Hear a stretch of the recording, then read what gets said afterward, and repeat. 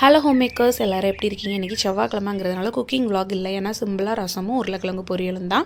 ஆனால் பூ பறிக்கிற விலாக் இருக்குது. விளக்கு பொருத்தலாம் அப்படின்னு சொல்லிட்டு சாயங்காலமாக காஷ்மீரி ரோஸில் நிறைய பூ இருந்து அதை பறிக்க ஆரம்பித்தாச்சு. கோவக்காய் செடி வந்து நோய் தாக்குதல் பூச்சி கடிச்சு செடியே ஒரு மாதிரி இருந்துச்சு. இப்போ சூப்பராக தளைஞ்சு வந்திருக்கு. இனி இதுக்கு பந்தல் கட்டி போடணும். எப்பவும் போல் வெல்வெட் ரோஸில் கொஞ்சம் நார்மலாக பூ இருந்தது, ஆனால் வந்து காஷ்மீரி ரோஸில் நிறையா இருந்தது. ஜீனியா பூ வீடியோ எடுக்க வராமல் மனசே இல்லை, ஏன்னா அவ்வளோ கொத்து கொத்தாக பூத்து இருந்துச்சு. மஞ்சள் கலர் ரோஸும் அப்படி தான். இந்த ரோஸ் அவ்வளோதான் நினச்சேன், ஆனால் அவ்வளோ சூப்பராக தளைஞ்சி இப்போ நிறைய ஸ்டெம்மில் பிடிச்சி மொட்டெல்லாம் வச்சுருக்கு. மல்லிகைக்கு நான் இன்னும் அந்த மருந்தை ஸ்ப்ரே பண்ணலை, இருந்தாலும் பெரிய அளவில் நோய் தாக்குதல் இல்லை, இருந்தாலும் இதுக்கு ஒரு தடவை ஸ்ப்ரே பண்ணிவிடணும். அப்புறம் பன்னீர் ரோஸு, பிச்சி எல்லாத்துலேயுமே பூ வந்து இருந்ததெல்லாம் பறிச்சுட்டு ரொம்ப நாளைக்கு அப்புறமா தட்டு ஃபுல்லாக பூக்கள் வந்து இன்றைக்கி அறுவடை பண்ணேன்.